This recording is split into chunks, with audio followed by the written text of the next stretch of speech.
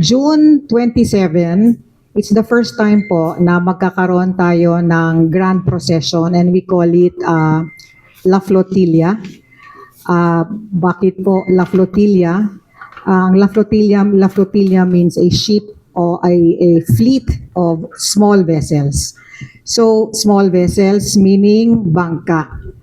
And then, the reason why, first po, ang importance po nito, the church, look at the structure ng church po natin, yung roof ng church, it has the formation of a bangka. Number one. And then number two po, the first missionaries who came to Davao in 1848 ay Jesuits and Augustinians. And the mode of transportation ay bangka. And then the PMA came after the Jesuits and the Augustinians left.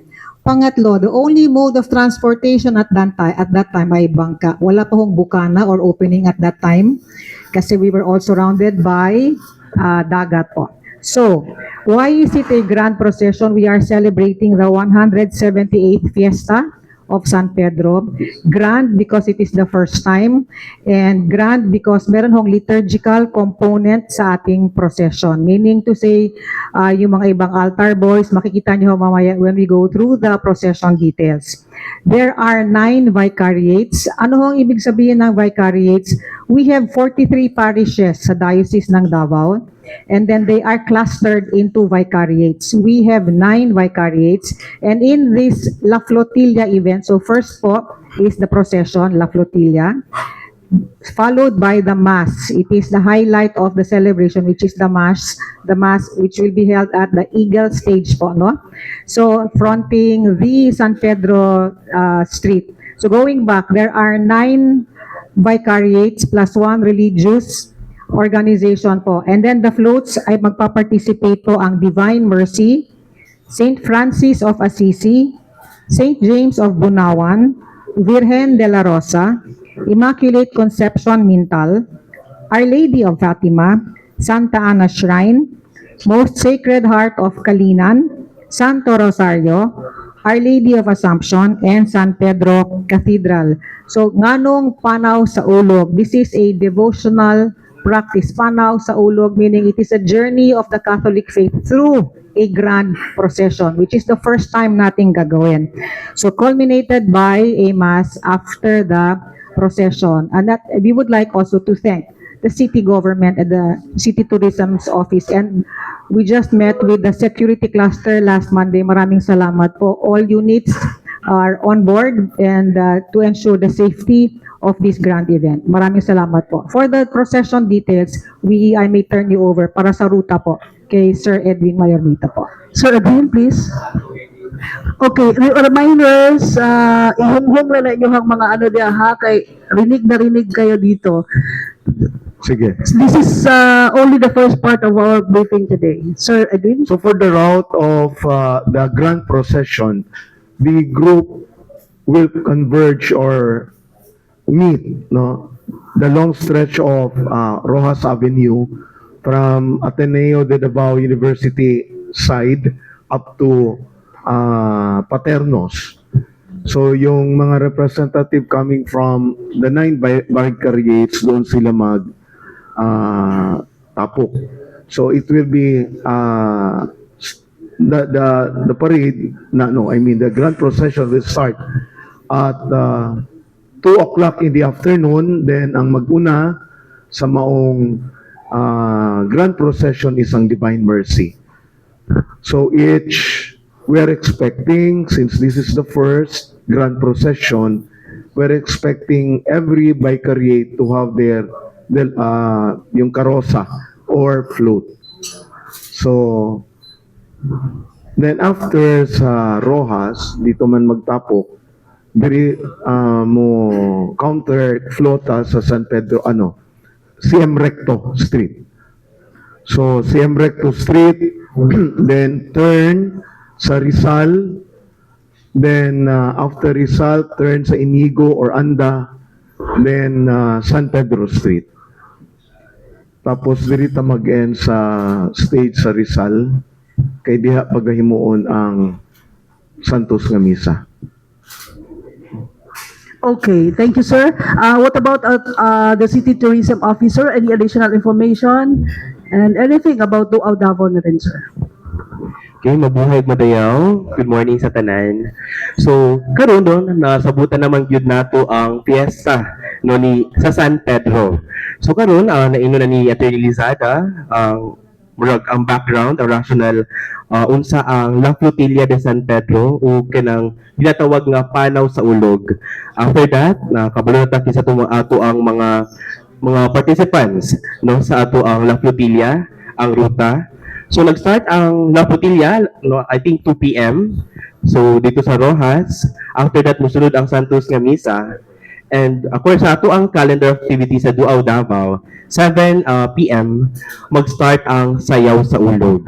So kini Sayaw sa Ulog usa ni siya ka kanang bag-o nga murag event sa Duaw Davao. So kani siya is open ni siya sa tanang barangay sa Davao Region. So kini siya no actually nanatay mga partisipante karon. Nanatay 5 no ka mga contingents ug sa mga booth ng mga pil no open pa ang ato ang registration kung buot ka mo mapil sa ato ang Sayaw sa Ulog. So kini siya nga Sayaw sa Ulog it talk about the San Pedro Street and Duaw Davao no unsang kasaysayan anang street no katong 1848 no pag-abot sa mga Jesuit o Augustinians pwede po na masaysay sa ilahang sayaw ug unsa pud ang kanang mga kahulugan usa ang mga history about San Pedro Street sa atong City Hall, sa atong SP, sa Plaza, ug katong mga unang settlers sa Davao nga atong 1848 nga pagtukod anang street ug sa San Pedro.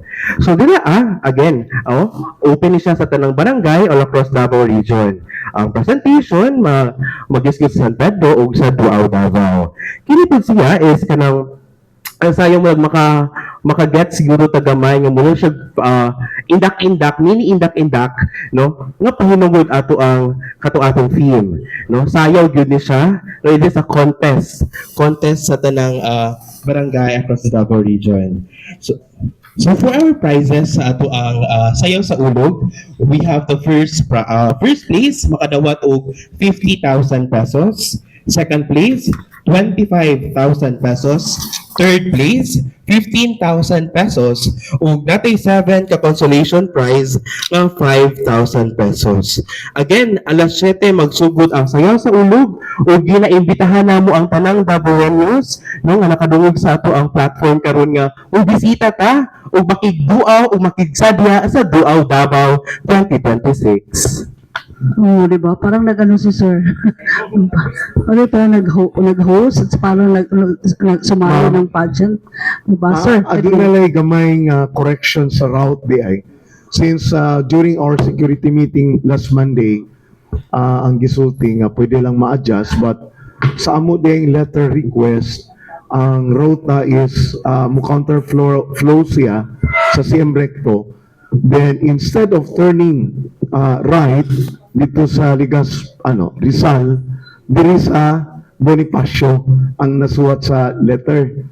So mo na lang gyud daw to ang ma-follow.